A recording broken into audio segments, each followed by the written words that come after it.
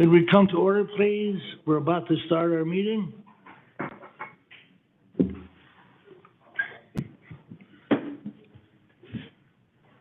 Okay, we'll have our meeting called to order. Roll call, City Clerk. Commissioner Castillo? Here. Commissioner Good? I am here. Vice Mayor Schwartz? Here. Commissioner Seipel? I'm here. Mayor Ordus? Here. City Manager Dodge? Here. City Attorney Gorin? Here. We have a quorum. Thank you. Let's stand for the Pledge of Allegiance, please. Pledge allegiance To the flag of the United States of America and to the republic for which it stands, one nation, under God, indivisible, with liberty and justice for all. Thank you. Before we start, I want to make a couple of announcements. It's Chief Dan Justino's birthday today. Oh, wow. Happy birthday, Chief. And last night, here at the Commission Chambers, Commissioner Seipel, Ira Seipel, conducted a meeting about some lawful issues out west and explained them, and had our great city attorney and Brian Sherman, Assistant City Attorney, explain it in great detail. So I just want to commend everybody. Whether people agree with it or not, it was explained in a nonpartisan way, in my opinion. So thank you all. Commissioner Seipel, you did a great job. Thank you. Thank you, Mayor. It was about issues out west? Mayor, Yes, go ahead. actually, it was not just, issues that were out west. It No, was city. a citywide town hall I meeting. made a That's mistake. what I thought. Right, and City. it was, Yeah. well, I was clearly here. it was. Yeah, It was for I the made- entire city, so thank you, Mayor. Yeah, I made a mistake, sorry. Mayor? Commissioner Seipel, Commissioner Castillo. Yes, thank you very much. We had some unfortunate news. Miami-Dade County Detective Cesar Echevarria was critically wounded on Monday night in a shooting. 29 years old, he's a member of Miami-Dade Police Robbery Intervention Detail, which is a squad that works in areas that are prone to crime and frequently encounter dangerous suspects. This incident started in Dania Beach, but it ended in Miami Springs. He is in critical condition, and I know that the Pembroke Pines Police Department joins together with all law enforcement, wishing the family well. And it's a very, very sad day for law enforcement in South Florida. If we could have a moment of silence, please.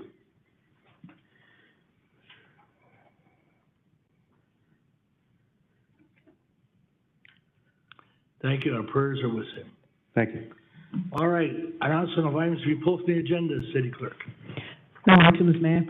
How about items at the request of the public? No items at the request of the public. Commission Auditor Report. None, Mayor. How about appeals of the board decisions, adjustments? No appeals, Mayor. All right, announcement of board and committee appointments? No announcement. I have one. What's that? I have one. Okay, you have a committee appointment? Yes, I do. Thank you very much, Mayor. Did you find out about that? Okay, go ahead. I have, unfortunately, Jeff Green, who has served this last year on the Citizens Advisory Budget Task Force that I have put together, is moving to Connecticut. We wish Jeff well.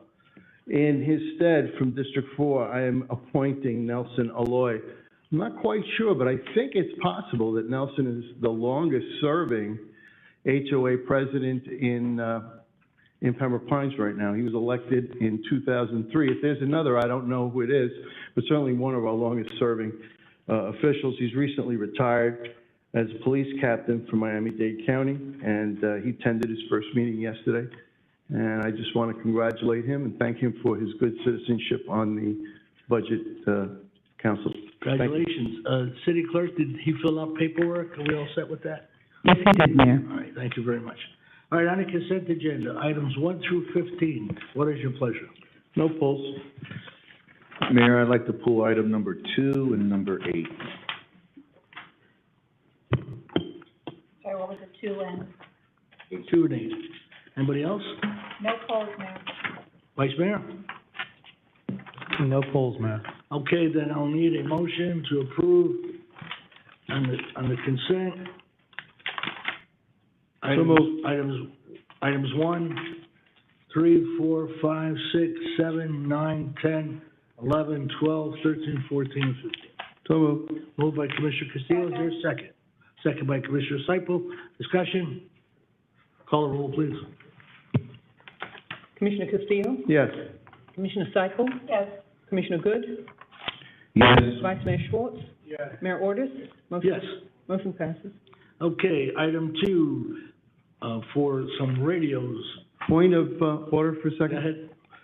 Mayor, I see we have Barbara Markley here from, I'm so glad you and forgot about, oh my God. I want to make sure that we take care of that before we get Yes, into. you're absolutely correct. Thank you. My fault.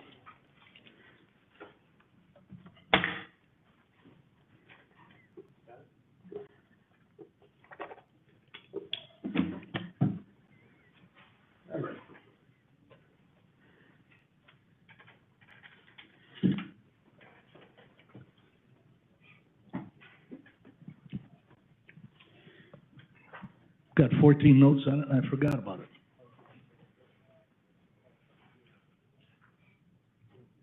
How are you?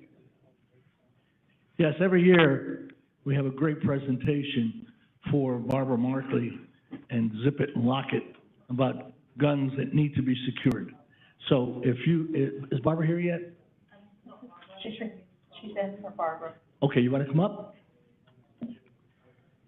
And we want to give a proclamation for this great group.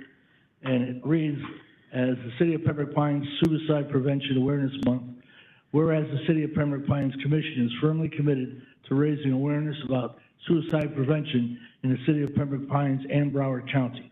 And whereas the month of September is nationally recognized as Suicide Prevention Awareness Month, and whereas more than 40,000 Americans die by suicide each year. In Florida, a person dies by suicide every 2 hours on average. Suicides in Florida far outnumber homicides. And whereas suicide is a national epidemic, costing the lives of 6,000 veterans each year, and is the leading cause of death for first responders. Firearms are the leading method of suicide in Florida and the most lethal method. Access to gun triples the risk of death. And whereas the American Academy of Pediatrics, Children's Hospital Association, and the American Academy of Child and Adolescent Psychiatry have declared a national emergency in child mental health. And whereas suicide is the second leading cause of death for children, adolescents, and young adults ages 10 to 24 years. Whereas it is critical to recognize the signs of depression that may lead to the thoughts of suicide, including speaking about wanting to die, feelings of isolation or hopelessness, increased use of drugs or alcohol, and severe mood swings. And whereas it is critical to recognize the best methods to prevent suicide when a person is in crisis. Ask if the person is thinking about taking their life. Keep them safe and remove their access to lethal means such as poisons, prescription drugs, firearms, and get them professional help. In Florida, dial 211 or call the National Suicide Prevention Hotline, 1-800-273-8255, 1-800-273-8255, or text 741-741. And whereas the League of Women Voters of Broward County has provided sufficient leadership in suicide prevention through community education and creation of the Lock It Up safety program. And whereas the Florida chapter of the American Academy of Pediatrics has provided significant leadership in suicide prevention through community education and programming.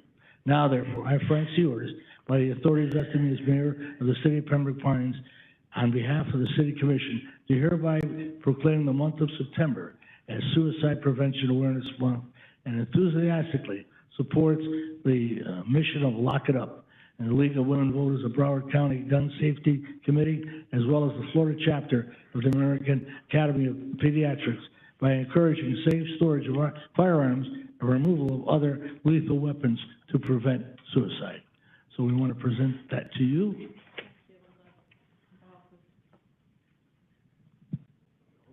Okay, thank you. Thank you on behalf of the League of Women Voters of Broward County. I can't hear her. Hello? Okay, thank you to the Commission on behalf of the League of Women of Broward County and the Florida chapter of the American Academy of Pediatrics. And I do also have some pre-gun locks and bumper stickers for the program that Barbara did set up, the Lock It Up program, if anybody wants any. I could use a few. Okay. I have neighbors that could use it. Okay, well, thank you again. Congratulations, and it's a pleasure to give you this proclamation. Okay, we're gonna get some of those after. So, Mayor? Commissioner Seipel? Yes, Mayor. When I was speaking to Ms. Markley, you know, a little while back when she was wanting to plan this and get it on the schedule for this presentation, which we do pretty much every year now for the last, you know, few years. It is about, you know, the suicide prevention awareness and all that.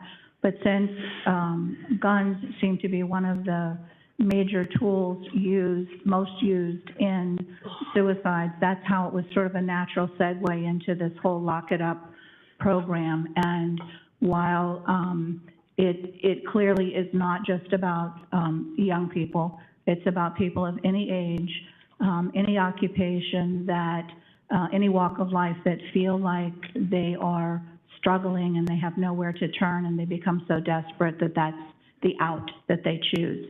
So I know that Ms. Markley, and I thank you for being here and bringing, we have a box, she has a box that does have the gun safety locks in them. I know I take them when I go to like my HOA meetings and put them out, share them out with that, and they're always asking for more. They're always asking for more. So we'll have that box here. You're going to leave that here, correct?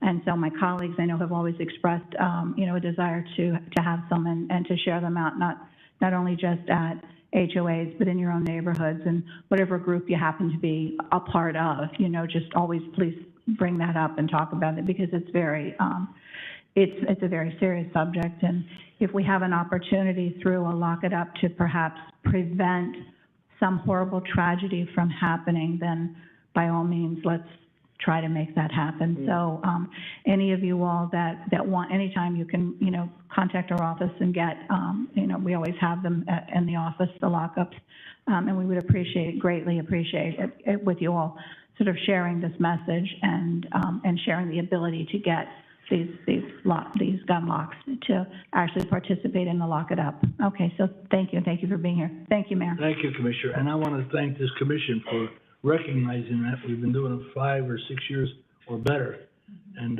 we do pass a lot of them out. So it's important that people of all ages, we've got to really make them aware of the situation at hand. So again, we thank you. All right, we're on item 2, Commissioner Good. Thank you, Mr. Mayor. So,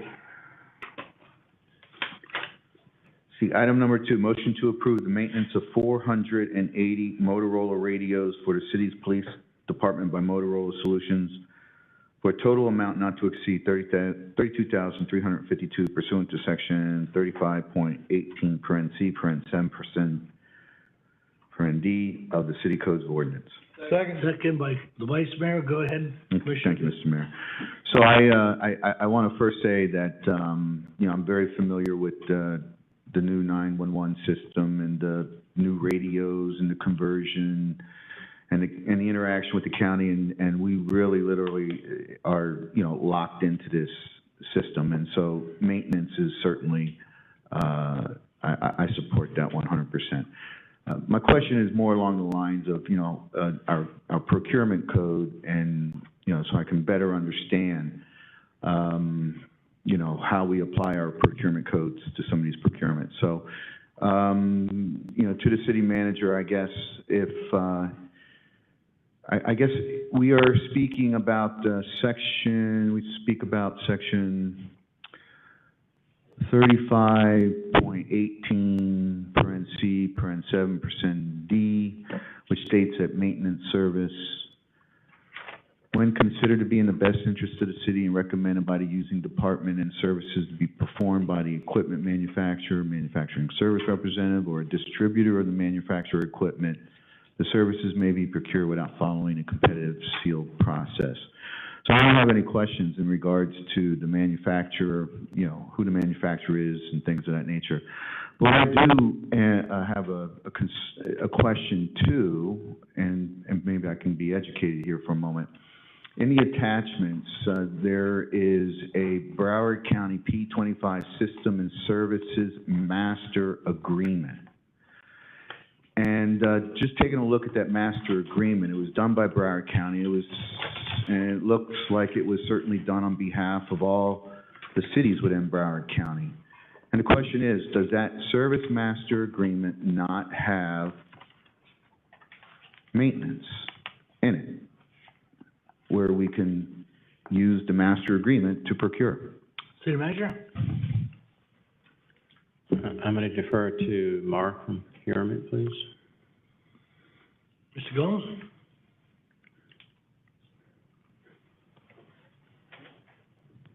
You heard the question? Yes, good evening, Mark Gomes, Procurement Director. We had a conversation with Broward County, and they said that the agreement does not cover maintenance of the radios.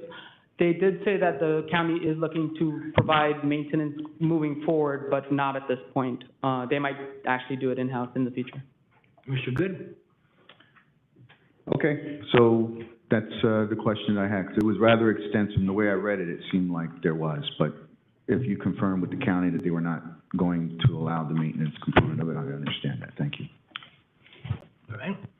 Further discussion, item 2. Hearing none. Call the roll, please, City Clerk. Commissioner Good? Yes. Vice Mayor Schwartz? Yes. Commissioner Seifel? Yes. Commissioner Castillo? Yes. Mayor Ordus? Yes. Motion passes. Thank you. We're on item 8, Commissioner Good. Thank you, Mr. Mayor. On item number 8, motion to approve the purchase of 8 Motorola APX 8000 portable radios and 1 APX 8500 mobile radio and related accessories for the police department from Motorola Solutions, utilizing pricing established by the NASPO Value Point Agreement number 00318 for equipment for a total amount not to exceed $79,644.25 pursuant to section 35.18(c)(6) of the City Code of Ordinance. Second by the Vice Mayor. Go ahead, Commissioner Good. Thank you, Mr. Mayor. If you give me a moment to get to my screen that I need to get to.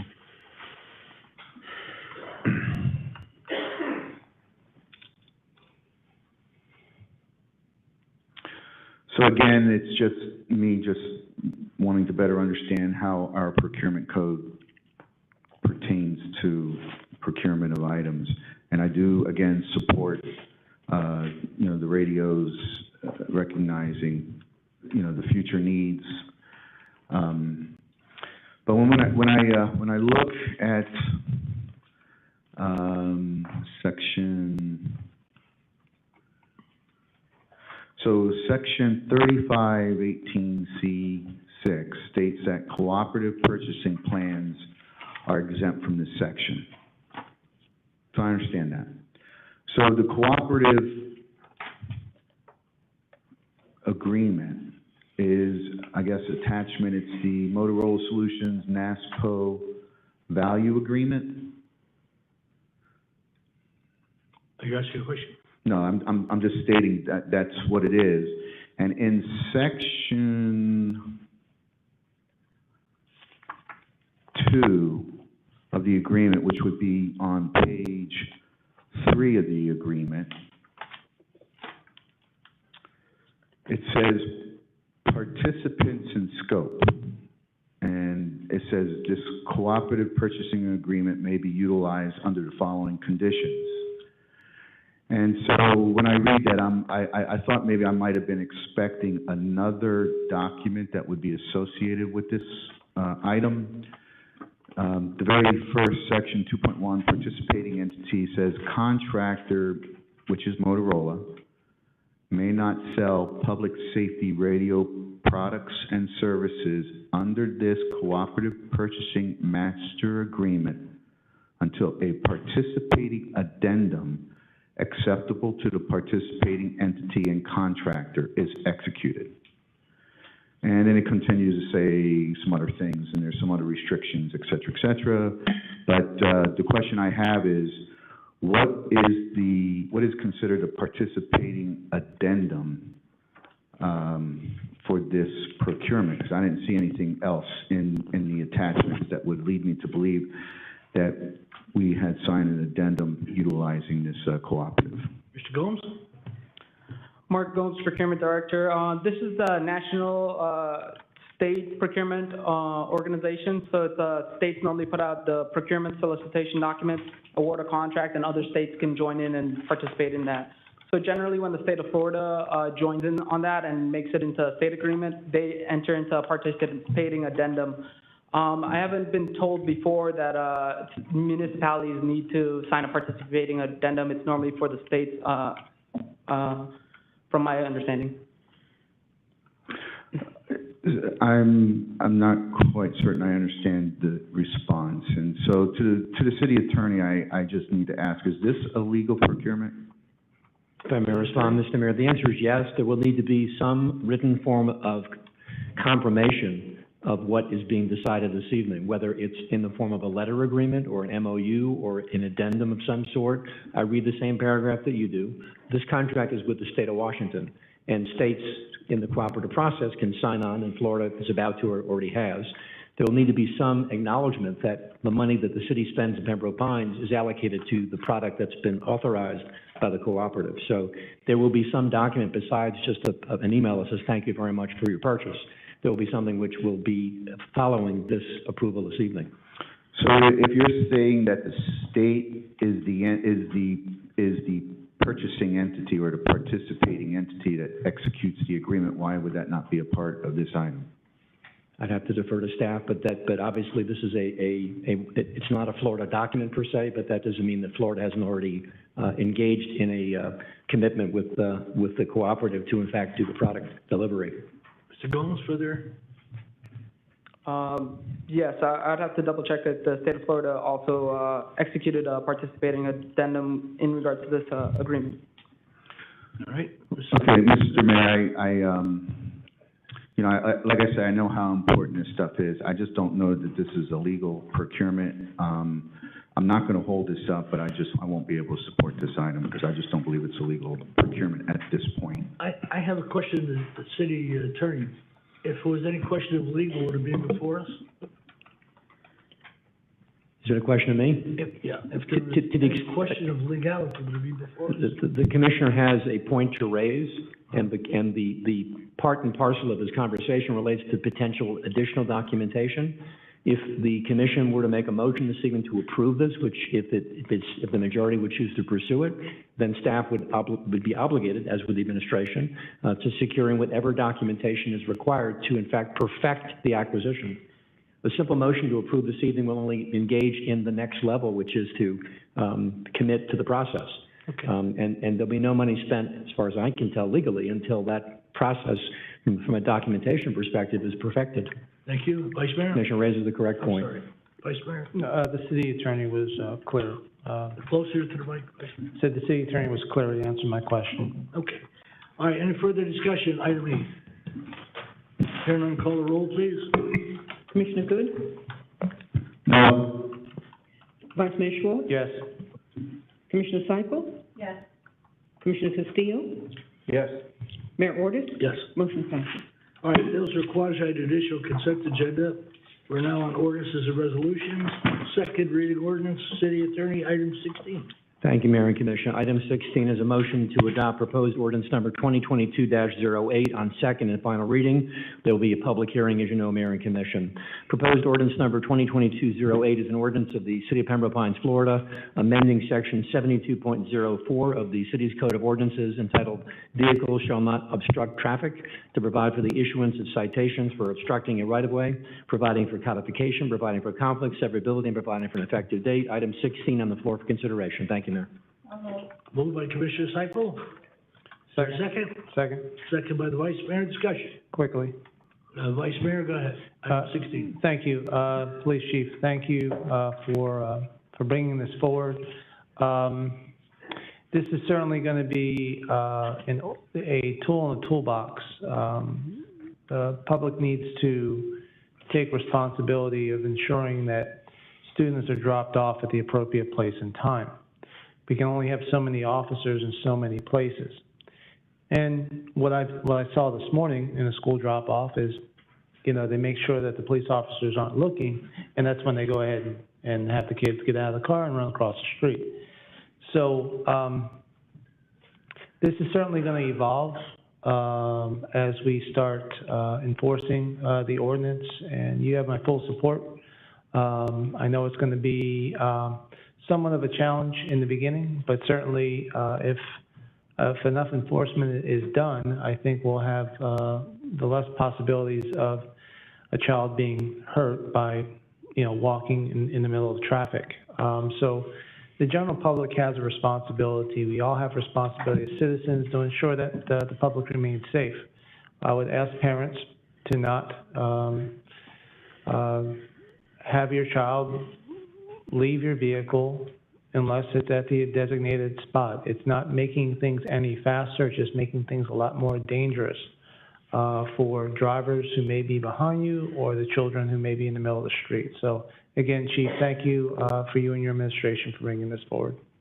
Thank you, and we thank the police department for putting out a Facebook item with 3 separate charts about yellow areas where you're not supposed to be, and it was very informative. I shared that with everybody I could. All right, further discussion. Call the roll, please. Commissioner Seipel? Yes. Vice Mayor Schwartz? Yes. Commissioner Castillo? Yes. Commissioner Good? Yes. Mayor Ordus? Yes. Motion passes. The permanent number for the record, Mayor and Commissioners, 1995-1995. Thank you, sir. Item 17. Thank you, Mayor and Commission. Item 17 is a motion to adopt proposed resolution number 2022-R23, which is a resolution of the City Commissioner of the City of Pembroke Pines, Florida, approving a grant from the Urban Area Security Initiative, that's UASI, grant program fiscal year 2021 through the State of Florida Division of Emergency Management for the benefit of the Fort Lauderdale, Miami UASI, comprised of various county and municipal entities, including the City of Pembroke Pines, authorizing the execution of a memorandum of agreement between the City of Miami as the sponsoring agency and the City of Pembroke Pines as the participating agency, which provides for the use of the City of Pembroke Pines' share of the grant proceeds, providing for conflicts, providing for severability, and finally providing for an effective date. So moved. Thank you. Moved by Commissioner Castillo, second by Commissioner Seipel. Discussion. Call the roll, please. Commissioner Castillo? Yes. Commissioner Seipel? Yes. Commissioner Good? Yes. Vice Mayor Schwartz? Yes. Mayor Ordus? Yes. Motion passes. Thank you. Record, Mayor and Commission, the permanent resolution number is 3802. Appreciate that. Item 18, sir. And Mayor, just for the record, the ordinance previously offered into the record and approved, the public hearing was open and was no public speakers at the podium on that item. Okay. Thank you, Mayor. Item 18 is proposed resolution number 2022-R24, which is a resolution of the City of Pembroke Pines, Florida, amending the budget for the City of Pembroke Pines Charter School, sponsored by the School District of Broward County, Florida, for the charter school fiscal year beginning on July 1, 2021, providing for conflict severability and providing for an effective date. Item 18 on the floor. Thank you, Mayor. Moved by Commissioner Castillo, second by Commissioner Seipel. Discussion. Hearing none, call the roll, please. Commissioner Castillo? Yes. Commissioner Seipel? Yes. Commissioner Good? Yes. Vice Mayor Schwartz? Yes. Mayor Ordus? Yes. Motion passes. Permanent number for the record is number 3803 for item number 18. Thank you. We are now on item 19. Thank you, Mayor and Commission. Number 19 is proposed resolution number 2022-R25, is a resolution of the City of Pembroke Pines, Florida, amending the budget for the City of Pembroke Pines, Florida State University Charter Elementary School for the charter school fiscal year beginning on July 1 of 2021, providing for conflict severability and providing for an effective date. Move it. Item 19 on the floor. Thank you. Moved by Commissioner Castillo. Is there a second? Second by Commissioner Seipel. Discussion. Hearing none, all in favor, I'll call the roll, please. Thank you, Mayor. Commissioner Castillo? Yes. Commissioner Seipel? Yes. Vice Mayor Schwartz? Yes. Commissioner Good? Yes. Mayor Ordus? Yes. Motion passes. And the record number for the record is 3804 for that resolution's permanent number. Thank you, Mayor. Thank you. That's it for the regular agenda. On the report of the league representatives, we had the Florida League of Cities at the Diplomat Hotel, and we had the 100th anniversary of the Florida League of Cities, and there was a lot of great information disseminated to us all. So it was a great conference. Commissioner Seipel, I know you were there as well. Yes, I was there. All right, Mayor? yes, Commissioner? I'd also like to congratulate our friend Mayor Wayne Messam for being elected president of the Florida League of Mayors. Okay, And I believe it was Scott Brook who was elected vice chair. So we have the chair and vice chair both from Broward. It's a distinct honor. okay. City manager, No items, Mayor. city attorney. No items, Mayor and Commission. Okay, Commissioner Cyple, item 20. Thank you, Mayor. Motion to instruct city administration to conduct a traffic flow and traffic safety study at the location exiting West Fork Plaza onto Dykes Road between Costco and the Costco gas station due to recent and future proposed additions of storefronts in West Fork Plaza, their subsequent traffic volume increase, short line of vision at this intersection, and recent traffic accidents. This safety study providing solutions is necessary in order to protect the health, safety, and welfare of our residents traveling in this area. Second. Okay, there's a motion and a second. Mayor. Commissioner Cyple. Thank you, Mayor. I live in Spring Valley, so I'm in West Fork quite often, and I see what happens. Yesterday, I was heading here to City Hall, coming down Dykes Road. Today, I was coming down Dykes Road to Pines Boulevard to come here again. At that particular exit from West Fork onto Dykes, like you're heading west, in my lane, which is 2 lanes going south and then 1 left turn lane, like a queuing lane to turn left, the lanes were, each had cars in them, and the left turn queuing into West Fork had 2 or 3 cars that were waiting there. Coming north, both lanes coming north had vehicles coming north, and also there is a heading north right at that same intersection. There is a queuing lane if you're heading north, if you wanted to make like a U-turn to head back south again. So there were cars going in every single direction, including the cars that were trying to come out of West Fork to get out onto Dykes Road to try to find a place to get into the traffic. It is a very, very big concern because of the safety. Now, I asked for safety reports, and while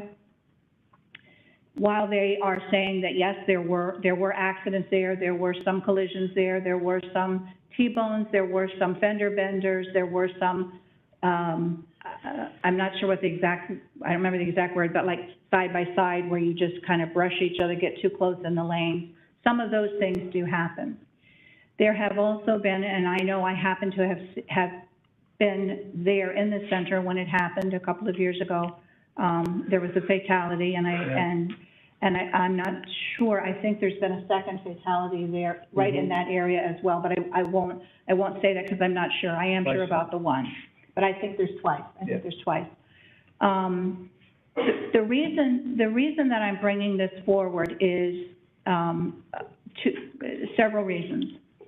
One is residents are telling me we're not safe there. We're not able to get in and out. The shopping center, we love the shopping center.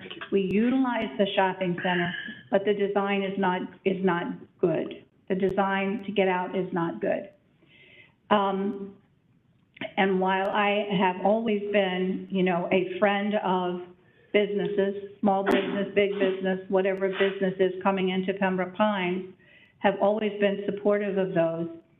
I would be remiss if I didn't also bring forward because I did mention it in my item here, future proposed. While this may or may not happen, there is a lot of newspaper articles about a Chick-fil-A coming into West Fork. Well, I love Chick-fil-A. I mean, I think it's great. That has nothing to do with this. It's going into the old Sweet Tomatoes, which is on that kind of west side of the center. I don't want anyone to be under the impression that I'm bringing this forward because I'm either anti-Chick-fil-A or I'm anti-businesses coming into our community. I clearly am not and don't have that history. What I am saying is that right now, I'm having difficulty supporting any addition, any changes, anything that would happen in that shopping center until we have come up with a solution to make it safe to come in and go out, mainly going out of that center. If you come out and you want to go left, meaning you're going to make, when you go south, you're going to make that left turn, there's no sight, there's not enough sight line, you can't see cars coming. And I know one argument was, well, this latest accident, you know, was because the person heading south was speeding. Okay, people speed.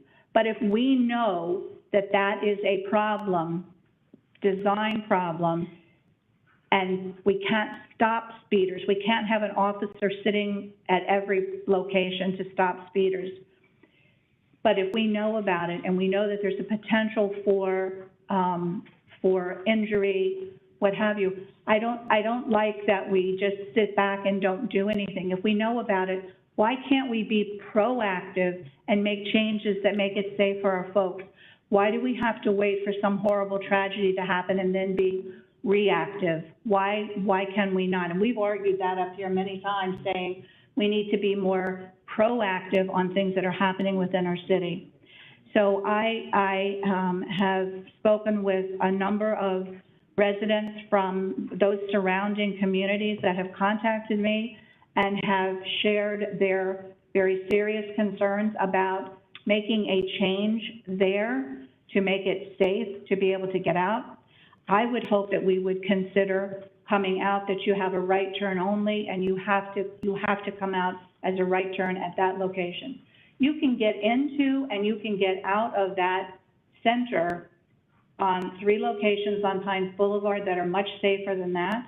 There also is another out if you go more to the north, the most northerly portion that is up there, that abuts right up to the lake for Town Gate Homes.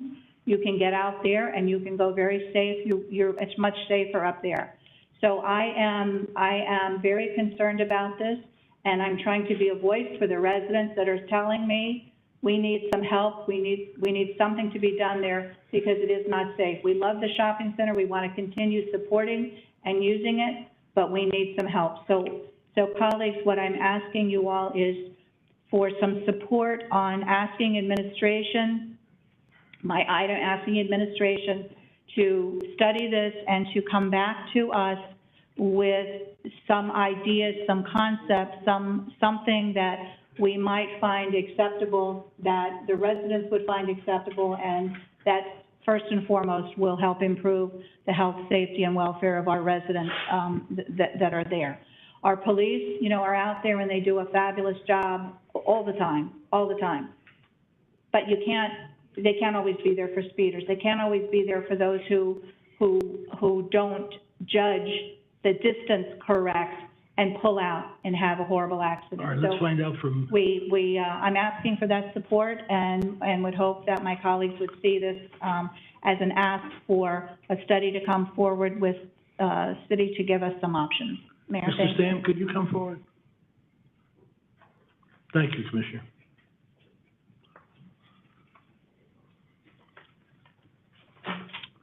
Mr. Stam, this Commissioner Seipel brings up a great issue, something I would support 100% to have it looked at.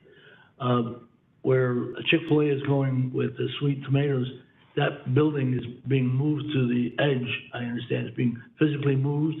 Is that correct? Mike Stam, Director of Planning and Economic Development. The Sweet Tomatoes building, as part of that site plan, will be demoed, and Chick-fil-A the building will be constructed on the eastern portion of that parcel. The eastern portion. Correct, closer to the ingress, but we're also making some adjustments to the ingress and egress points on that site plan. So I would be in favor of a traffic flow investigation about what we're doing there and what we can do, what we're doing in the whole city. So anybody else Yes, Vice Mayor, go ahead. Thank you, Mr. Stam. Thank you. The Planning and Zoning Board last week approved the applicant's request on a 4-to-1 Who was the dissenting vote? I believe it was, Ms. Gonzalez. Ms. Gonzalez, Linda Gonzalez. Okay. I want to thank Commissioner Seipel for bringing this forward. I'm going to support my colleague's request to make the center better. Mr. Stam, I think this center predates your employment. It certainly predates me being here. But as a resident of 33 years this month, West Fork has always had a challenge. It's always been like a maze getting through there. It's a center that is unique in the way that traffic flows, unlike any other center I know of in the city of Pembroke Pines, with the angles it takes and how long some of the thoroughfares are. Certainly, I see it every day from a different perspective. I'm constantly looking down and I'm looking at traffic flow.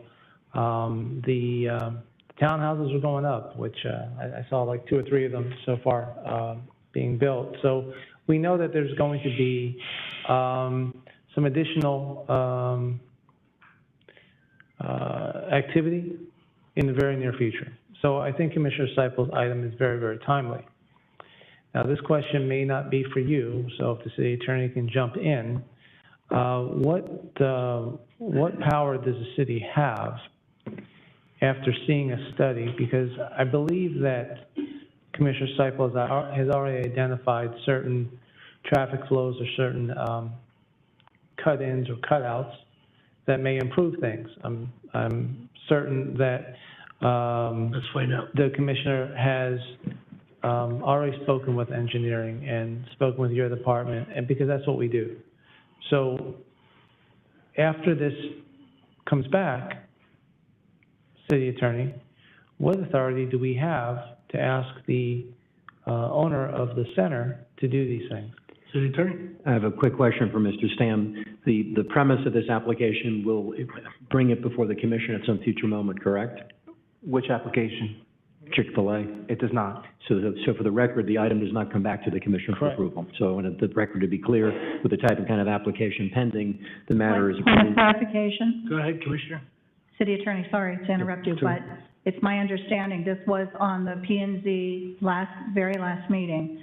I thought it was always an opportunity for a commissioner to bring. That's a different issue, Commissioner, but I'd be happy to address it. You know what I'm I trying do. to ask? I do. That they can bring back for a review? The answer is that the applicant or an affected party, which could be a commissioner, could in fact appeal to the commission based upon the ordinance in place. That does not, there's history on this dais with members on this dais that have done that independently and individually. So the answer is that yes, a commissioner who is an affected party could theoretically file an appeal to the commission regarding that applicant. But there are some severe timeframes, which I'm not sure at the moment or have been or will have been complied with. So if I may, so on that point, I believe it's inside of 7 days as far as an affected party coming forward. Am I correct, Mr. Stam? I'd want to confirm. This doesn't happen very often. I'd have to look at the code and confirm, but it sounds close, but I'd have to confirm. Okay, so since there's nothing on the record about an affected party at this point on the applicant, I don't see it coming to the commission because it was a site plan P&Z issue. It doesn't normally come here unless someone were to appeal it within that legal time frame. There was nothing within the application that led it to a commission review. It met all applicable zoning, land use, plating requirements. Right, okay, so city attorney, this is my last question. What can the city do, if anything, after a traffic study is paid for by taxpayers, comes back with a result with improvements, recommendations? What can we do as a city to have that done? It's private property, is it not? City attorney? Well, that's a leading question to several others that would follow, and that is the fact that in Florida, there are property rights for those who are before city commissions for land development activities. This commission is very fresh and clear on those types and kinds of obligations. The Birch Harris Act, which is Chapter 70 of the Florida statutes, provides for individual property rights in connection with development of land, et cetera. Not to support or not to support the Chick-fil-A application, they are legally in the pipeline. They went through the legal process that the city employs with regard to a review and evaluation of the application, and through the process, and that's why I asked the leading question of our director, because I knew the answer was the commission would not see this again in the context of the typical approval or ratification by the commission. That being said, they, as an applicant, have secured certain vested property rights with regard to that approval. I would. City Attorney, can I interrupt you for just one moment, please? Feel free. So I think we have two clear and distinct issues. Number one, we have an out parcel with Chick-fil-A. And number two, we have a shopping center with West Fork Plaza. West Fork Plaza has certain rights in terms of their platted openings, ingress and egress points. Chick-fil-A, as an out parcel, does not have any direct access to Pines Boulevard or Dykes through their parcel. Their parcel is connected through a cross-access with the shopping center. So if I could, I just want to be clear that there's two distinct issues that are being discussed. West Fork has 4 access openings along Dykes Road. Actually, check that. West Fork has 2. Costco has 2 openings. Both of Costco's openings, one of Costco's openings is a right in, right out, directly adjacent to their parcel, and Costco Gas has a right in, adjacent to the gas parcel. West Fork has a full access opening, as the one that Commissioner Seipel is discussing, as well as a right in, right out on the northern edge of the parcel closer to 4th Street. Costco maintains their access, and the shopping center maintains theirs. About 4 years ago, maybe 5 years ago, Costco redid their parking lot to move the opening to the Costco portion of the site further west to provide more stacking at West Fork Plaza. I know this probably predates everybody on the commission, but Mr. Dodge and Sam were here, I believe. You know, that was the other location for the mall. Before Pembroke Lakes Mall came here, that was the other location they were looking at for the mall. Obviously, West Fork Plaza is a significant development in the city with hundreds of thousands of square feet. Those access openings are listed on their plat. I believe it's an 80-foot access opening for the access that Commissioner Seipel is discussing. And I apologize to interrupt, Mr. City Attorney. I just want to make sure that there's a distinction between the two issues. Okay, appreciate it. Mayor? Yes. Mayor, I want to clarify that my item is not that I'm specifically saying anything against Chick-fil-A or anything else, and that's the two parts I think you're trying to divide up. I'm not, and as I said, I love Chick-fil-A, and it has nothing to do with that at all. What it has to do with is the reality that any other additional, and I have to say it, especially Chick-fil-A that has such a following. Anywhere you go, you see that they create traffic. It's a very popular store. And so I'm saying, we know that they're coming in, they've made application, and we assume everything's gonna go forward with that happening. We need to be proactive, folks, not reactive to a situation that we know for sure is going to happen, which is in an already crowded, hard to drive through shopping center. We are now adding a hugely significant amount of traffic that is going to use, I'm telling you, they're gonna come right out there onto Dykes Road, because that's gonna be the closest to their property. They're gonna come just right through there by the Walgreens and come out and figure their way out through there. We need to be proactive and not wait and have to be reactive and say, oh my God, look at this horrible accidents that we've had there. That's what I'm asking for, is a way to make that, and to not be anything at all negative on Chick-fil-A or whoever comes in there. That's not it. You're right, it's two separate things. Mine is, how do we find a way to make some changes there that our residents are safe, that want to come in and utilize West Fork and get out safely and go home without an accident. That's what I'm asking. Mayor? Okay, Commissioner Castillo? Thank you very much. And I am also going to support the item, Commissioner Seipel. I think that when a commissioner comes forward and says, I'm concerned about the safety, we should do everything that we can there. I do agree with some of the comments that my colleagues have made about ultimately what we are going to do with this study once we get it, because it does involve private property rights. This is a very odd-shaped parcel, and there are a lot of things in it. We probably have one of the world's most busy Costco's. I've never been in there when the store's not been next to full. I've never entered West Fork Plaza when there weren't at least 40 cars online getting gas. By the way, gas is $3.19 at Costco. Gas is going down. I prefer the Popeyes chicken sandwich myself. Did they apply too? I haven't applied, but I know that the Chick-fil-A is a very popular item, and they have long lines. This is when you go into the middle, you know, the middle entrance to the center there. That's a very complicated place with all these dots on the ground, and you know, if you want to get to TJ Maxx, or if you want to go visit Miriam's Cuban restaurant, or you know, from that middle, and the restaurants there are phenomenal, and they've got a movie theater, and then on the other end is a very, very busy Publix, and a whole slew of great small. The Shell station there is enormous. Everything that goes in there is gold, and that's why everyone wants to be there. Then we had these two stores plopped in the middle, and I remember when that was happening, and the discussion was that, well, on the site there's more than enough parking. So this shopping center owner wants to do it as of right.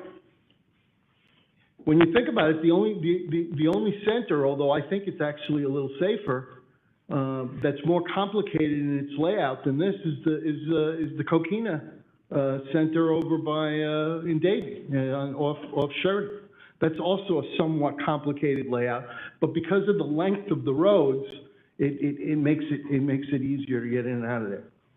This is hard. You got to be on your toes when you drive there. Or you can end up in a fender bender, or worse. And there were two fatalities there. And the worst part of it is as you make a left turn in the afternoon, the sun is directly in your eyes because you're heading directly west. So if there's someone on a bicycle coming the other, you might not even see them as you struggle to sort of inch up to get into a position to make a right turn. So it's a complicated place. We've both, we're out west, we've both heard lots and lots of concern about this location. But it's sort of like what Yogi Berra says, you know, no one goes there anymore. There's too many people. I remember when they used to say the same thing about Pembroke Gardens. Who goes to Pembroke Gardens anymore? You can't find parking. If there was ever an oxymoron, I mean, you've got a situation where it is jam-packed full of activity almost all the time. And in the holidays, forget about it. It's very, very difficult. So if we can come up with an idea through a reasonable effort that we can go to this landlord with and say, hey, here's an idea that'll make the place a little safer, I think we should do that. Because we don't have the authority to ask him or her or it, whoever the owner is of the center. And it's unlikely if we ask them that they do it themselves. So I think sometimes you have to do something, and I commend the approach, because sometimes you have to do something in order to help the private sector be a better neighbor. So if there's a way for us to do that, I'm happy to do it, but I have concerns ultimately about our ability to enforce it. So. Okay. Mayor, can I interject for one quick second? Yes, go ahead. The attorney for Chick-fil-A, although it's out of his purview because he doesn't own the land, has committed to trying to make off-site improvements with the landlord, as the commission has been talking about.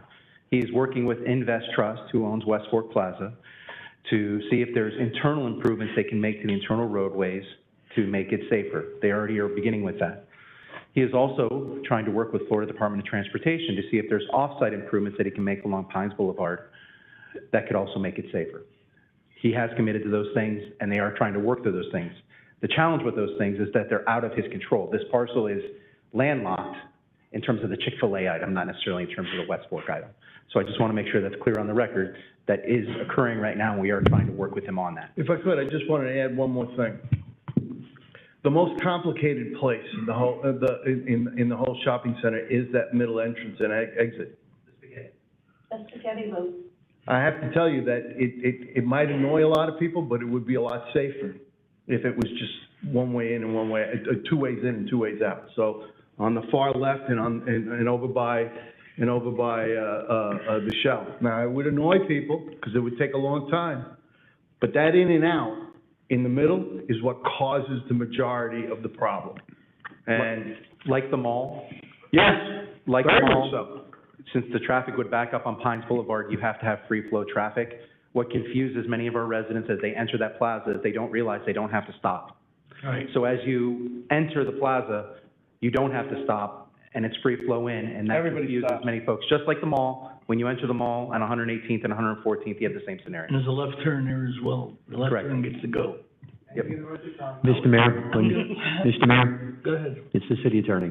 Oh, city attorney, go ahead. Yes, sir, thank you. Just one item to better, and to more for more clarification for Commissioner Seipel. Under section 155.311, subsection C2 of the code to which Mike Stam just referred, and which we were talking about at the same time, that is the appellate provision that you have in your city code. It does provide for a 7-calendar-day appeal period, which would expire in this instance at 12 o'clock tomorrow. Okay. And I say that not because it's not true, but because it's accurate. So we'll have some discussion then perhaps. Commissioner Good? Yes. Commissioner Good? 12 p.m. Thank you, Mr. Mayor. So I just want to, Noon, right?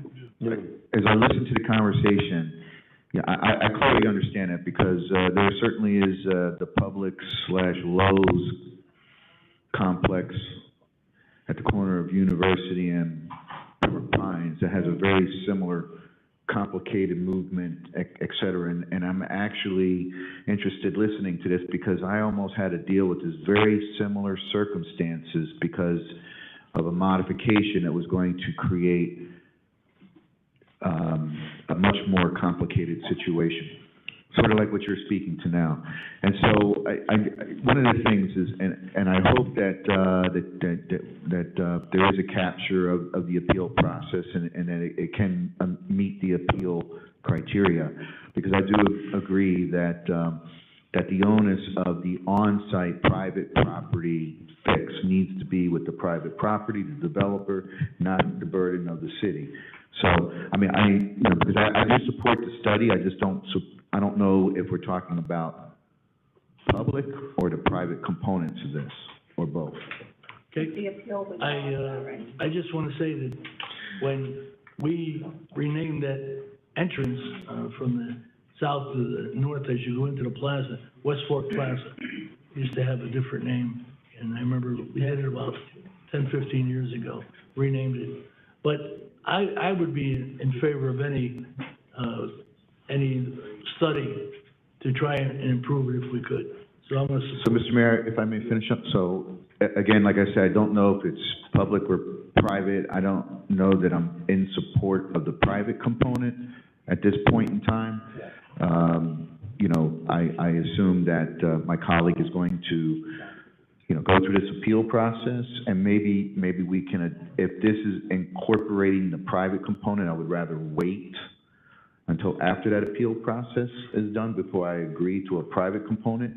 Right now, I mean, I'm full in on the public component of it, the public streets, but I wouldn't want us to be spending our resources on a private component when we have a Mayor, process if I may? available before. Yeah, and the motion the item doesn't call for private. Right, Mayor, if I Well, I may. just want to make it clear, Mr. Mayor, because it doesn't say either way. No, I hear you, and what I asked for in here was only a study to bring us back Right. options and information that we could then make a decision on how we would even go forward with something. Okay. So I don't know private, public at that point. this is gonna help give us some direction, I would think, Yep. to get to that point. I have a That's what I'm question for the asking. attorney at the appropriate Commissioner moment. Castillo with a question for the attorney. Sam, Yes, sir. so, Chick-fil-A is, I'm following what Mr. Sam has said, is basically going in there as of right. But they had a responsibility to go to the P and Z for a site plan, Correct, and they've got approval on a site plan. correct. So the state, I think last year, passed this economic damages thing against, cities? 620 didn't pass. Senate Bill 620 did not pass, Oh, that's good. yes. But Very good. but there are other implications in other statutes that govern private property rights So- that are in the books now. So as we work toward what might happen, I know that you'll be on your toes to make sure that we don't, step into a trap. If I may respond, Mr. Mayor? Please. I'm not disparaging the No. effort at all. I'm No, just I know saying, I'm that. just trying to protect the days. Commissioner, if you or one of your colleagues were to file an appeal by noon tomorrow, it would just simply provide, under the code, a process by which this commission would get to review this application. Okay. All right, So, Mayor, if I, just quickly on that, I would not support an appeal, well, in first this, of all, on the not item, before us. Another discussion. We're on this item. on the item. No, you're mentioning appeal. It's not in the item. It's not in the item. No, it means a separate item to be raised. Okay, well, I can't take back what I said, so, No, you can. You can make a motion for an appeal if this passes or fails. So, Mr. Stam, through your information tonight, as well as the city attorney, I believe that this study should move forward. I believe economic development should move forward. I believe the commitments that were made on the record at the P and Z should move forward. And if you have any updates that you can share with the commission, as far as what kind of progress of what the property owner wants to do or can't do and needs our help with, that'll be much appreciated. Okay, thank you, Mr. Stam. Further discussion? Call the roll, please, City Clerk. Commissioner Seifel? Yes. What are we doing? We're having a motion to This is a instruct. motion we're on having- the, we're- On the item, Quiet, please. Items in front of us. The motion is to instruct city administration, conduct a traffic flow, et cetera, et cetera. That's the item. Okay. Okay, go ahead, City Clerk. Commissioner Castillo? Yes. Commissioner Seifel? Yes. Commissioner Good? Yes. Vice Mayor Schwartz? Yes. Mayor Ordus? Yes, Motion passes. City Attorney, yes, sir. in your opinion, could we now have a separate item to appeal? The answer is that if there were an affected party on this dais, under the code, section 155.311, subsection C2, they could legally file an appeal by noon tomorrow. And do we have that? I have not consulted with you privately, but to the extent that any one member would choose to do so, you could choose to do so. There is precedent for doing so. Question. Good. Mayor. Commissioner Castillo. There is a process. What is an affected party? Affected party is someone who, and it's not a defined term in the code. It basically has, in our interpretation, historically, and as a matter of custom and practice, been affected parties could be a commissioner in that district or a commissioner who was affected. Simply by virtue of that? Yes. Okay, got it. Whatever the process is, we have until 12. Till 12 Make that tomorrow. decision. And Mayor, if I may, Go ahead, Commissioner. I love that we do have options available to us, and an appeal is certainly is an option.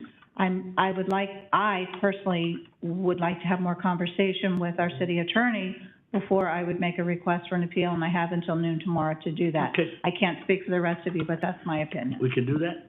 Okay. If I may, Mayor, just to make sure that the record is pristinely clear, that the discussion that you're having on this particular topic is simply discussion. Correct. There's been no motion, there's been no action taken by the commission to do anything affecting this applicant's property rights, subject to a commissioner's or the commission as a whole looking at the issue, which it legally may do under our city code. Correct. Thank you. All right, great item. All right, we've got some members of the audience wishing to speak on Fletcher Park, but before that, Assistant City Manager Christine Sorensen, could you come up and address the issue, please, before I call on the residents?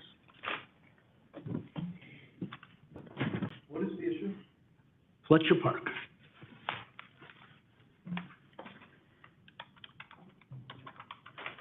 Thank you, Mayor. Christina Sorensen, Director, Assistant City Manager, Recreation and Cultural Arts.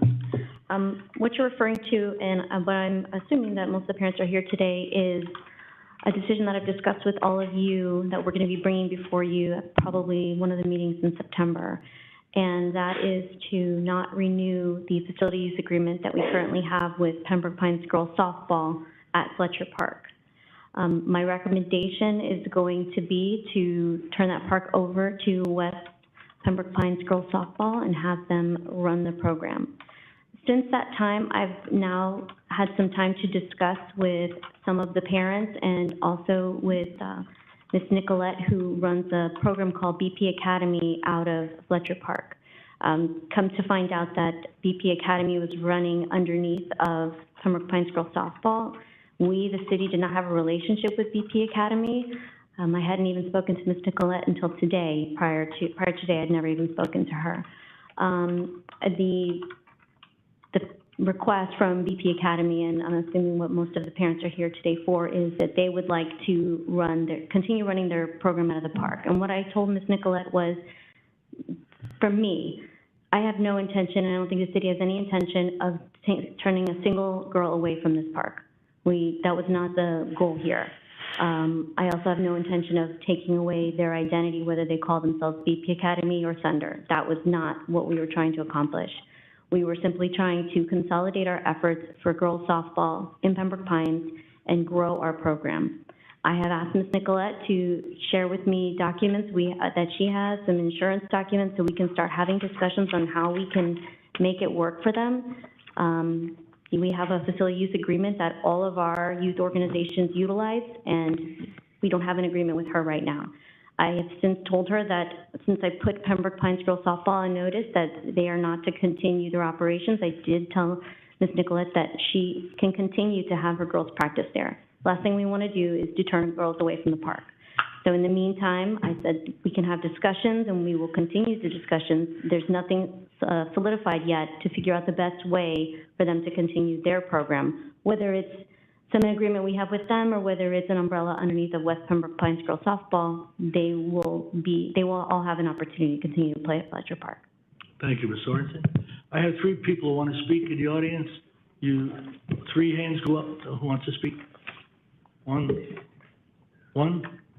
2, 3, just 3. That's who fill out the paperwork. Those people who fill out the paperwork. Mayor, I have the names. Okay. There's Melissa. So, hold on. So the 3 of you who fill out the paperwork, come up, give your name and address. I will time you have 3 minutes for your issue. Okay, City Clerk, go ahead for the first one. Nicole Bayona. Ms. Melissa Kelly and Kristen Douglas. Good evening. Just come right up there to the mic and tell us your name and your address, please. Sure. Good evening, all. My name is Nicole Bayona. I'm a resident of Pembroke Pines, a former collegiate softball player. I need your address. I'm sorry, 1530 Southwest 109th Avenue. Okay, you have 3 minutes. Okay. I'm a resident of Pembroke Pines, a former collegiate softball player, currently a college coach at Kaiser University, and one of the founders and coaches of BP Academy, which stands for Be a Prodigy Academy. I started coaching softball at Fletcher Park in 2018. I helped coach and build the kids in both recreational and travel programs at Fletcher Park. I have been a part of every open clinic and hosted most of them to help kids from all ages develop their skills physically, mentally in the game of softball. Morally and ethically, I could no longer represent the Thunder name due to many college coaches who expressed to me that it was hindering my own development as a coach and also the girls who I was coaching. We made a tough decision to start fresh with a new name and organization. You may be wondering, why is a name change so important to us? Why didn't we just join another organization like West Pines? Honestly, no other organization in the area has a good reputation.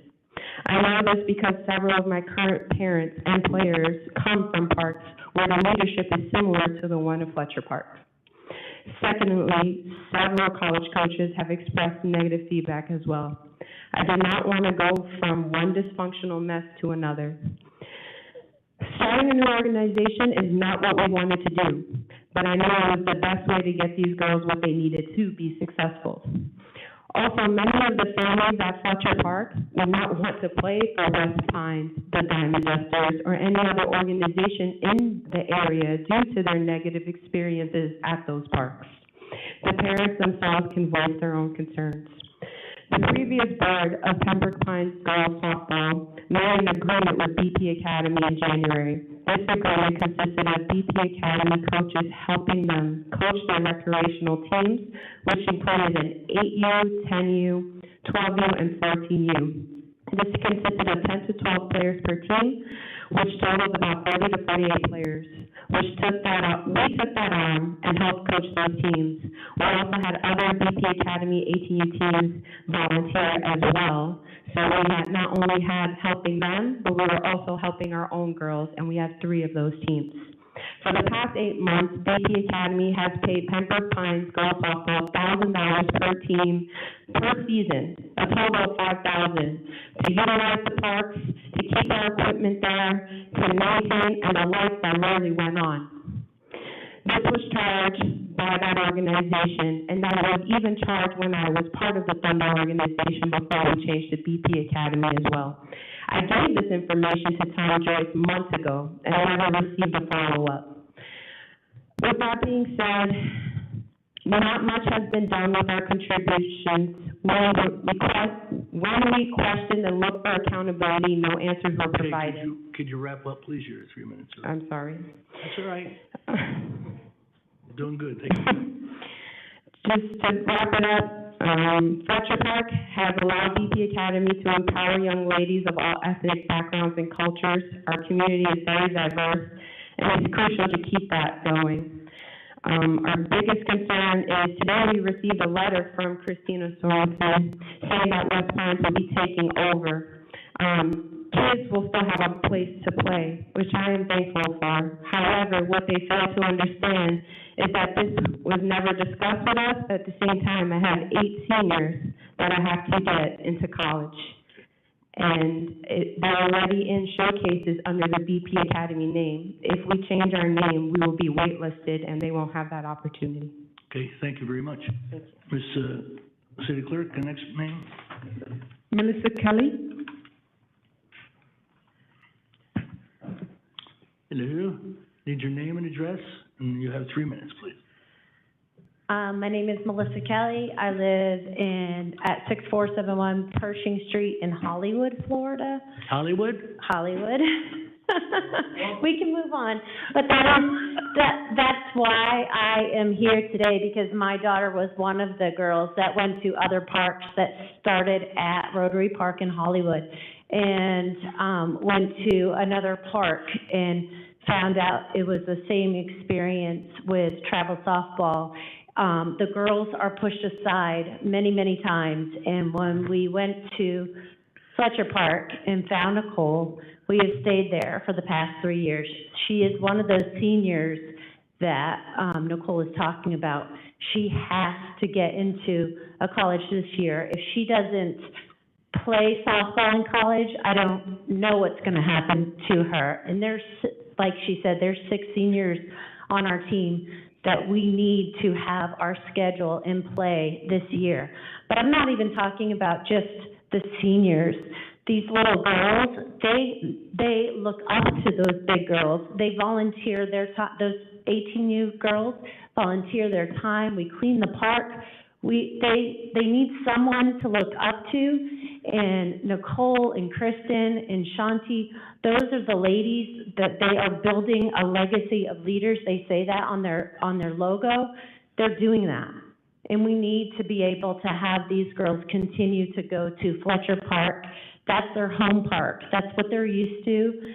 We've put all of our energy into that park, and it's really a shame that they would have to find another field or play with another team when they have put so much work into it. So I hope you consider keeping Fletcher Park a softball park, number 1, and number 2, keeping BP Academy there for the duration. Okay, thank you. Thanks. City Clerk, Daniel and Kristen Douglas. you're our last speaker. And Mayor, after the last speaker, I'd like to weigh in. What's that? After the last speaker, I'd like to make a I comment. got your thing, yeah. I Thank see you. it. I'll take care of you, Vice Mayor, don't get I know you excited. will. Yes, hi. Hi, yes, my Need name your is, name and address, please? hi, yes, my name is Kristen Davalos. I reside at 2051 Northwest 93rd Avenue in Pembroke Pines. Okay, you have 3 minutes. So we came from Pembroke Pines West. We came from there. My daughter's here today. And I don't want to bash anybody, but it was corrupted. Had money stolen from us. We were shamed upon because of the leaders that were there. We left because of that. When we found Nicole, we found home. When we found Shanti, we found home. I'm sorry. It's okay, take your time.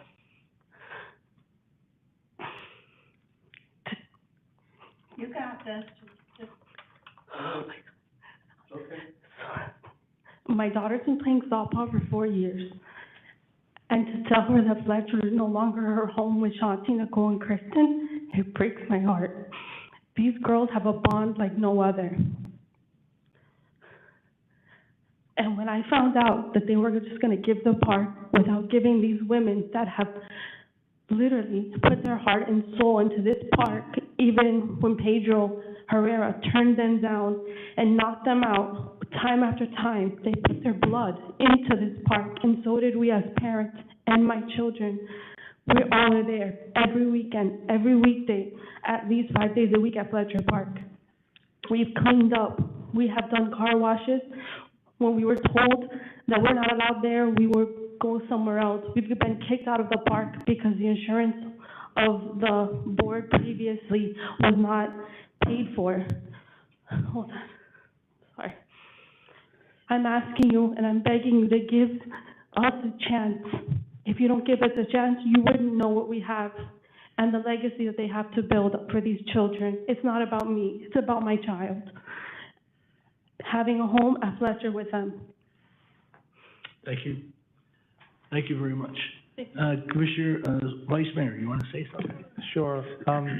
First, to BP Academy, thank you for coming out this evening. And I want to apologize, not for anything other than you've been operating within a vacuum. You've been operating within a vacuum amongst an organization that I can say it, administration may not want to, that's been in violation of their lease agreement. Charging you and doing this and doing that without the city's express consent is an issue. Now, the good thing is that September 30th isn't here yet. And the agreement to award the use of the field is still up for consideration. And some of you in the audience tonight, I've spoken to months ago, and as a result of those direct conversations, I asked city administration to conduct an investigation. And as a result of that, they did some auditing. Some of the things that you've mentioned tonight, not all, but some, have come to the city's light. That being said, the agreement that's currently in place is not being terminated, it's just not being renewed. And there's a clear legal distinction. And I want you to understand that I, for one, who love watching, especially collegiate softball, Fletcher is just special. And I know that there is a difference in athletics, depending on what part of the city that you're in. I have coached out west, I've coached in the east, I've gone up and down Taft Street, I've gone up and down Pines Boulevard. It is different when you're not in your home park. It's unfortunate that adults sometimes act like children, and it's the children who suffer because of the adults. So I believe that there's enough new information that I've received from the testimony tonight, which I did not have, and I have a feeling that some of the administration may not have been aware of because you've been operating within a vacuum. under the current leadership. I would encourage City Manager to direct staff to work directly with BP Academy at the earliest moment to see if there's a way that we can preserve the work ethic and the professionalism and the support that these girls have had. Until there's an agreement in front of this commission sometime next month, I'm under no obligation to support or not support what's put in front of me. But I'll tell you this, I want to support each and every one of you out there. So I have one of your parents I've known, we worked together over 15 years ago, and her daughter's in the program. And we had a very good conversation last night, and I was brought up to speed, and I shared some of that with the city administration. And again, this has been information that's been new. It's been brought to light. But you're here now, and I think today is a new beginning. So, City Manager, that would be my desire for you to work with BP Academy. We have a history of working with people who do the right thing, and accountability is super important. And see, we're umpires up here. We have to call the balls and strikes, and sometimes we get a bad call. That's just the way it is, and it comes from us. Sometimes a bad call is just based on bad information, or maybe it's all good intentions, but we just don't get it right. So this is an imperfect thing, especially when it comes to kids, you know? So, I mean, you would have my support as far as getting down to the what would be required to be considered in organization. And again, I apologize for you operating within a vacuum. I can tell you that Memorial Day, the tournaments that you have, you know, we put up the tents for the Memorial Day event. You guys think it's for you? We're happy to do it, and it's my favorite part of the year, going out to the Memorial Day Park at Fletcher, knowing that the tournament's happening at the same time. So, All right, thank you for coming out. Mayor? Mr. Mayor, Commissioner Seipel? we're all gonna wanna speak. Thank you. Okay, good. Thank you, Mayor. I appreciate it. Thank you all for coming out here tonight and sort of sharing a little bit of your story. I have to tell you that softball is kind of near and dear in the Seipel household. Our two daughters went to college on softball scholarships and started out very much like your young girls are doing here. Our sons went to college on football scholarships. So I hear what you're saying about the importance of you either make it or you don't, and it's tough out there to get those scholarships, and you have to do it. So I guess what I'm hearing tonight is, and I hear what Ms.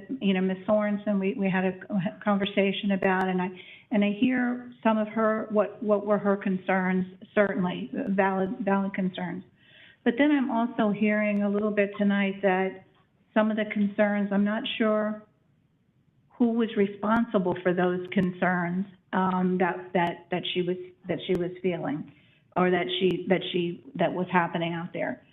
So I also heard tonight that my colleague mentioned some additional information that's come forward, some auditing and some things like that I am not privy to, and I think that we all up here should receive that. I haven't seen the audit. I was just made aware that there was. Well, I think that's an important issue that we should know about. If that's one of the issues that is causing a problem, then we need to know about what it is. What is that information? We have to be as absolutely transparent as possible when you're talking about things like this, because it's certainly easy enough, and we've had it through the years, where these little rumors kind of get started and then it gets blown into a whole thing and it really had no factual beginning. And then it causes Ms. Sorensen to be, and all of us to be put in positions that we don't want to be put in, just because either wrong information was given or no information, was given. And I find, I'm certainly am supportive of my colleague in that, to go forward here, we gotta find a solution for this. When kids are out playing ball and doing the things that they are supposed to be doing these days, not all of the other stuff that we hear about, we need to stand behind them as strong as we possibly can and make those opportunities happen. And I think my colleagues up here through the years have shown that desire to be able to do that. I know that's where I'm standing here. You know, we talk about, you know, we have programs in the city. We do a lot of fantastic youth programs in the city. We have our Raising Positive Children, again, promoting kids doing the right kind of things and giving them the right options. Here's another example of kids doing the right things, having a good time, bonding, making maybe lifelong friendships, you know. I don't know. I don't want to get into like the emotional part of it because then I get lost and I'm in trouble. But factual part of it is we need to stand behind and find a solution for this group that seems like maybe, and I hate to say maybe have been either in the dark or taken advantage of somehow or whatever. And I don't know if that's the right words to use, but that's kind of what I'm feeling. To give them an opportunity to say, wait a minute, we're trying to do this the right way. How do we work with you all on that? So again, Ms. Sorensen, thank you, you know, for your conversations. And I just think we need to work together to find what we do up here all the time, which is promote and support and offer opportunities for our kids and our families. And I'm sure that you will, because you've always been able to do that, find the right mix for us. But I do want that information. I think we all need to have that information. Sorensen? Thank you. Thank you. Mayor. Can I just say something before, to direct to that, Commissioner? The term audit that the Vice Mayor is referring to, it wasn't an audit, it was the conversation I had with all of you that referred to Mr. Herrera and this team paying the $1,000 to sublease the fields to them, and then the issue that we had with their insurance. That was really the two things. There was no audit report or anything that I. And I thank you for clarifying what that is. And I would say to the group out here, I'm hoping that we all are willing to work with you all. But you know what? You've got responsibility too. You have to be an even partner in this and make sure that you ask those questions of Ms. Sorensen and you have conversations with her that whatever is required gets done and gets done in the way that she needs it to be done, because she's protecting us and our city and doing all that stuff. So you all can't just go out and play ball and do nothing. You've got responsibilities as leaders out there too, and trying to put an organization together. So I would say we've got to be partners in this, and that means we're 50-50 partners in this. So that's where I am. Thank you. Mayor, Commissioner Castillo? could you mind? Thank you. I'm sorry. Can I just say one, sorry, I apologize. Can I just say one last thing, just to directly address a couple things that were said to make it clear? And forgive me, parents, that I had my back to you because I kept speaking to the mic, but I am speaking to them. That my conversation with Kristen this morning was, we're going to figure out a way to make it work. I have no intention of any of these girls not playing softball at this park. I don't want any of them to think that they don't have a place to play. I don't want any of them to think that they're not going to be able to showcase themselves for colleges. That was not the intention of anything that we're doing here. This was the business side of the house, and this had to do with the relationship we had with Pembroke Pines Girls Softball and Mr. Herrera. I assured Kristen that we would figure out a way. What that looks like in the end after we've had discussions, I don't know, but in the end, the result is going to be they're still going to play at Fletcher. And they're still going to be called what they want to be called. I have no intention of changing their names to Diamond Dusters. That's not it. We're talking about the business side of the house and how we make that work. So I just want all of them to leave here knowing that you all are going to be there. You're going to have a place to play. We will figure out a way to make it work. It's just the first step had to be informing Mr. Herrera that we were not going to be renewing his agreement. And how we move forward from there is the rest of it. And as it comes for West Pines Girls Softball, I've told all of you my focus is recreation. That has to be the focus. Travel is just as important, but recreation, and we're trying to grow that program. And so we want to have a economic way of looking at it. We're an organization growing it in Pines, east and west. So that was the focus on that. So, and again, And that is like what you did with soccer, with pretty right. much BP softball is an organization that I didn't even know existed separately. I mean, I've seen the name, but we don't have a relationship with them. So these are all new conversations that we're having starting this week, so. Okay. Commissioner Castillo. Thank you very much. When I got to the United States at the age of 3, it was something of a distant, sort of out of place sort of feeling. By the time I got to around age 8 or 9, that's when baseball began being part of my life. And I didn't even know, but I was halfway decent, and I got better at it. And as time progressed, I played in high school. And thankfully, I got to play in college.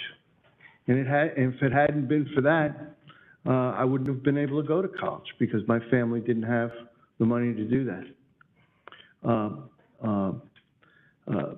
Being a kid who grew up in an inner city, the ability to play sports unlocked a whole world for me. And there's no way this city's going to take that away from anyone. I was totally unprepared to have this conversation tonight. I did not know that this was coming. But I suspected something was going on because most of you came in uniform. So I figured either maybe they've been shopping at West Fork Plaza and there's a sale on these shirts. There must be something going on because none of this was in the agenda. But I just want to tell you how touched I feel that you all came out and the sincerity that you have used in communicating to us how very, very important this is to you. And I just want you to know that this is a group of tough folks who sit up here. We have to make some tough decisions. But there's a tenderness about us when we see our own residents, and we see the sincerity with which and the professionalism with which you've come forward today. And it's touching, and it's meaningful, and they're going to play softball. And Christina's going to make it happen, and I'm very, very thankful for you to come tonight and talk to us, and no more tears. You're good. It's hard to hit the ball that way. Okay? Well, thank you, Mr. Mayor. So, to BP Academy, I just want to say, really, kudos for standing up and being heard. You really have changed your stars, and so we could see already that the Academy is teaching some very good principles for life. I just want to say, Mr. Mayor, you know that we are a fair city, and we have some folks that have found themselves in a very unfair situation. But I think you all can see that this commission is going to support a solution that you all, I believe, are going to be pretty comfortable with. And I got to say that very important step, Nicole, for you reaching out to Assistant City Manager Sorensen and sharing with her, the details that were necessary. And to you, Assistant City Manager Sorensen, very much want to thank you for having the openness and the ability to change your perspective on this particular situation and being the first one to reach out to say, we're going to find a way to help this out. So thank you all for coming tonight, and I do look forward to seeing you all again on the fields. Thank you, Commissioner. Let me just say, this is what our city's all about. You all sat through our complete meeting. Had I known you wanted to speak earlier, we could have moved you up on the agenda. But you're here, and you're here with your heart, as we've been alluding to. We hopefully will come up with a solution that we can all live with. So thank you very much for coming tonight, making us aware. And our great Assistant City Manager has to do what she has to do by what we regulate with our sports and that. So again, thank you. Okay, and with that, we want to thank everybody for coming, and we'll adjourn.